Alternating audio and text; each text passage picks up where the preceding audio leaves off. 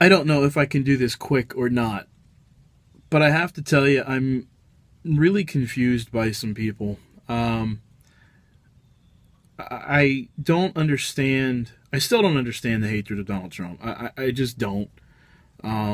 If you're still basing it on the past is the past. Again, what about yours? Um, to me, it's clear. To me, it's absolutely clear what needs to happen in this election. I'm not here to defend Donald Trump's past because I can't defend my past. I can't defend your past. But because of the cross, that is the only defense that I have. I don't know about Donald Trump and his Christianity, and I'm not really concerned about it, other than the fact that he has apologized. And half the crap that's coming out right now, go look it up. Most of these women are part of Hillary's machine, if you will. After, the abortion thing last night, Hillary, she's all about Planned Parenthood. Again, this election to me is about three things. This election is about the defense of this country. This election is about Supreme Court justices. And this election is about Christian liberties. And not in any particular order. I'm looking at Christian liberties first and foremost. We have a candidate that is clearly not going to defend them. We have another candidate that is going to leave them alone and defend them. I don't get just continuing to go online and everybody's complaining that both of these candidates suck, both of these candidates are horrible. Can you believe this is all we can come up with? And the judgment of God is upon us.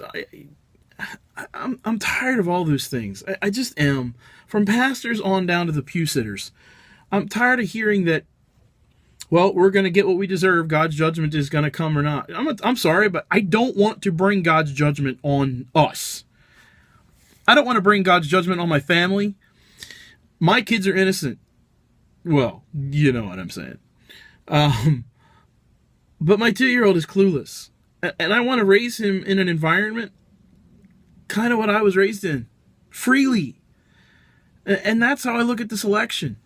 I know some of you are all about Gary Johnson. I'm going to be honest. I don't get it. I don't understand. You can send me all the stuff you want to send me.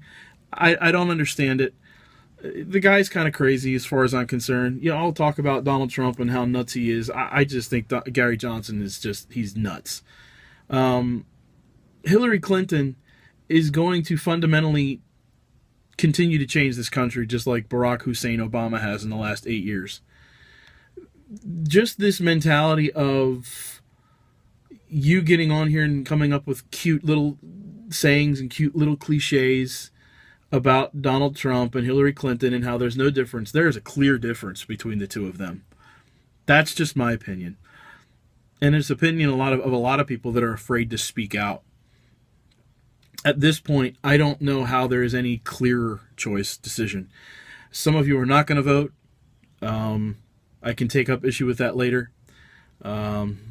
Some of you are going to vote third party. Some of you are going to write somebody in. I'm not going to sit here and say that your vote doesn't do anything, but your vote isn't really going to change anything other than maybe make you feel good about your choice. And God bless you. I can't wrap my brain around this election. To me is one of the most important, and we say that every election, and I know that. But after the last 8 years, if you can't see that, first of all, Christianity is under attack, if you can't see that after the last 8 years, the defense of this country is just almost non-existent. We have countries coming and doing flybys and basically taunting us to do something, and that would never have happened under Ronald Reagan. It just wouldn't have happened. And then we have Supreme Court justices coming up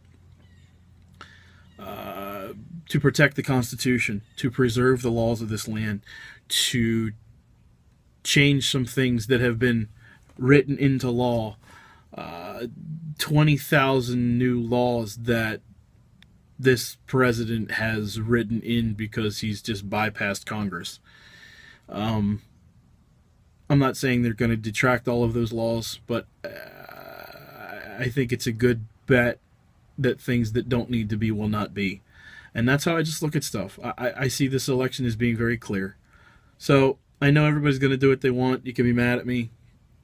I'm used to people being mad at me. You can unfriend me. You're not going to hurt my feelings. You unfriending me does nothing. It just doesn't. The term clowns for these two candidates, I don't see it. I see